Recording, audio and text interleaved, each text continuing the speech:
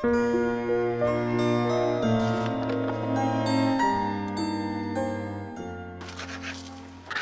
знаешь, мама, мне кажется, я женюсь. Мне тоже так кажется. Ну и как тебе, Галя, нравится? Ты же на ней женишься, а не я. Ну ведь ты же моя мама все-таки. Важно, чтобы ты это помнил после женитьбы. Ее появление на сцене было способно оживить даже проходной спектакль. Театральная Москва, знавшая толк в искусстве, боготворила Любовь Доброжанскую за высокое мастерство перевоплощения и искреннюю самоотдачу. К сожалению, кинопленка сохранила не так много образов талантливой актрисы, попавшей на съемочную площадку в весьма преклонном возрасте. Любовь Ивановна появилась на свет в Киеве в декабре 1905 года. Ее отец, имевший чин полковника царской армии, после революции подвергся репрессиям и заключению. Имущество семьи конфисковали. Мать, оставшаяся одна с детьми на руках, бралась за любую работу. Бывшая дворянка нанималась то в няньке, то в прачке. Люба росла творчески одаренным ребенком. Девочка замечательно пела и обожала сцену. В начале 20-х годов она поступила в театральную студию при Киевском театре русской драмы, а буквально через пару лет влилась в его труппу. В 1934 году Доброжанская отправилась покорять Москву.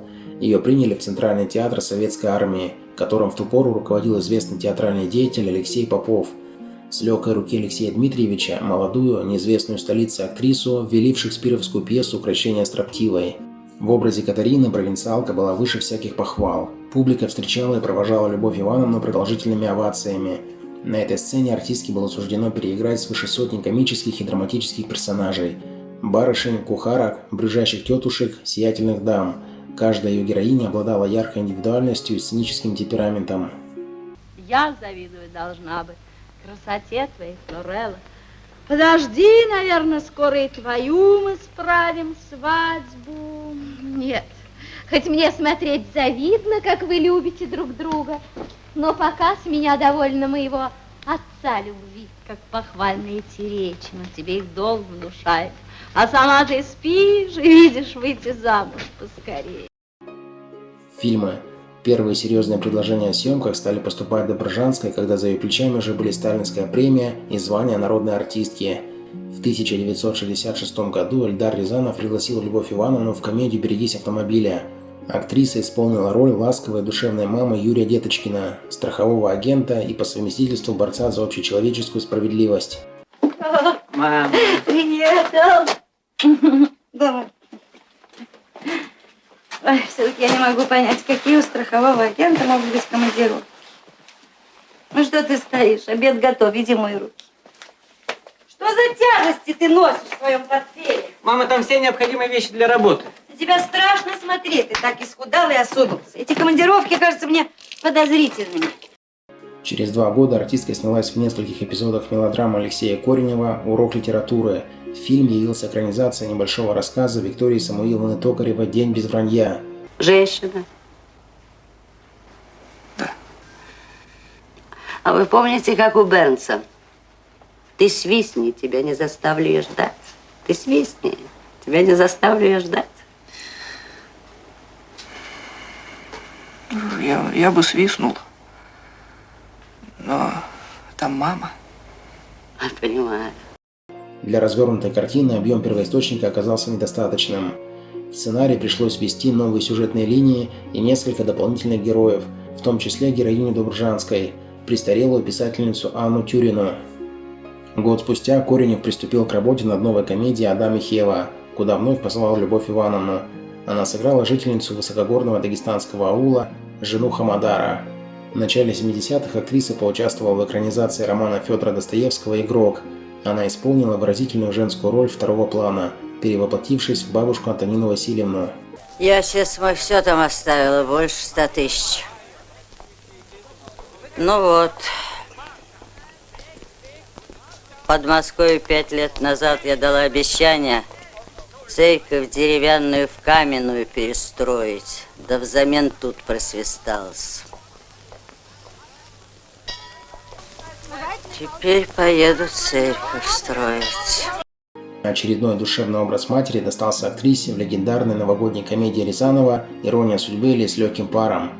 Роль Марии Дмитриевны Лукашиной стала визитной карточкой, по которой лицо Доброжанской до сих пор узнают зрители на всем постсоветском пространстве. Чего ты хулиганишь? Мама! Кто там опять? Тетя Вера прислала телеграмму. Марина Дмитриевна, вы помните, что в детстве, когда нас учили говорить только правду? Помните, нет? Было это?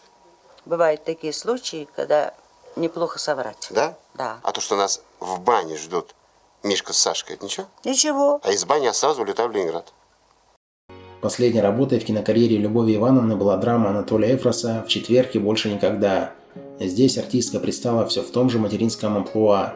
Ее героиня Екатерина Андреевна пытается отговорить сына от жестокого поступка, но в результате не выносит переживаний и умирает. Что ты хочешь от меня? Чтобы я женился на ней? Но ты же сама говоришь, что я не люблю ее. В наше время это было достаточно, чтобы жениться. В наше время. Целый век ушел на доказательство того, что жениться можно только по любви. Вот вы и разучились любить, а научились доказывать. Личная жизнь. Доброжанская 4 выходила замуж. Все ее избранники были людьми искусства, хорошо известными в творческих кругах. Первым мужем актрисы стал ее коллега по киевской сцене Иван Червинский. Вскоре после свадьбы Ивана Ивановича арестовали по ложному доносу. Находясь в заключении, молодой человек наложил на себя руки. Во второй раз артистка попыталась построить семью с режиссером Владимиром Нелли Владом, но после переезда Любови в Москву этот союз распался.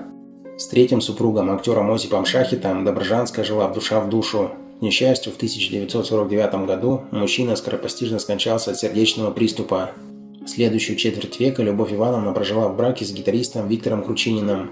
Виктор Яковлевич был не только верным супругом, но и незаменимым аккомпаниатором, сопровождавшим Доброжанскую на ее вокальных выступлениях. Кручинин ушел в мир иной после продолжительной болезни в 1975-м. Так, на закате дней женщина опять осталась одинокой вдовой. Детей у Любови Ивановны не было. Смерть последнего мужа негативно отразилась на ее здоровье. Артистка начала стремительно терять память, что вынудило ее расстаться с любимой профессией. Доброжанская жила на скромную пенсию, ухаживая за старенькой сестрой. После смерти родственницы женщину на этой земле уже ничего не держала. Актриса скончалась в ноябре 1980 года и была похоронена на Ваганьковском кладбище города Москвы. Мама.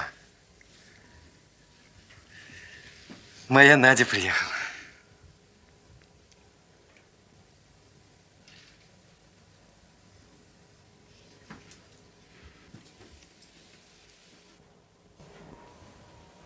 Вы считаете меня легкомысленной? Поживем, увидим. Друзья, ставьте лайк и подписывайтесь на наш канал. Впереди много интересного.